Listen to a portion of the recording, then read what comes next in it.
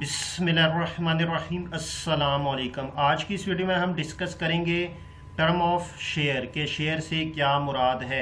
लेकिन video start करने से पहले अगर आपने हमारे चैनल को सब्सक्राइब नहीं किया जल्दी से सब्सक्राइब कर ले और साथ में बेल आइकन भी प्रेस कर दे ताकि आपको हमारी लेटेस्ट वीडियो की नोटिफिकेशन मिलती रहे।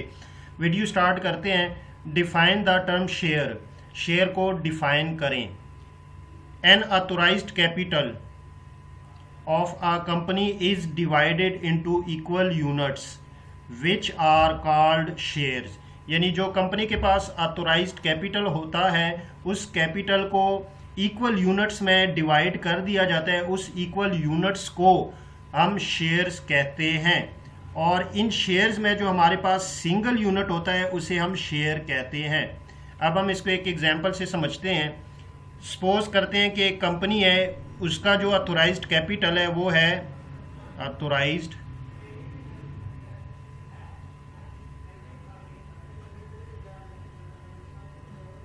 कैपिटल रुपीज 1 मिलियन, यानी 10 लाख हमारे पास एक कंपनी है उसका ऑथोराइज्ड कैपिटल है। और हमारे पास जो शेयर की वैल्यू है, फेस वैल्यू या पार वैल्यू है,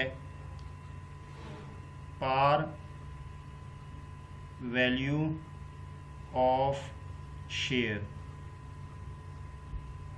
रुपीज 10 हमारे पास एक शेयर की वैल्यू है। अब जब हम नंबर ऑफ शेयर्स को फाइंड करेंगे, ये जो हमारे पास ऑथोराइज्ड कैपिटल की अमाउंट है रुपीज 1 मिलियन, इसको हम शेयर की जो फेस वैल्यू या पार वैल्यू उस पर डिवाइड कर देंगे, यानी रुपीज़ 10 पे। तो हमारे पास जो नंबर आएंगे उसको हम शेयर्स कहेंगे। यहाँ पे जो हमारे पास नंबर आएंगे वो हमारे पास 1 लाख नंबर ऑफ शेयर्स, यानी हमारे पास ये जो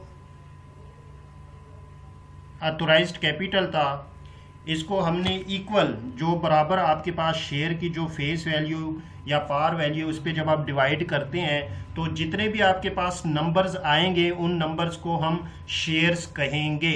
अब ये बेसिकली मेरे पास जो 1 लाख है ये क्या है, ये नंबर ऑफ शेयर्स हैं, एक से ज़्यादा है। लेकिन अगर हम इसमें से सिंगल यूनिट को लेंगे तो उसे हम शेयर कहेंगे, यानी जो आपके पास शेयर्स होंगे उसमें से जो सिंगल यूनिट होगा उसे आप शेयर कहेंगे।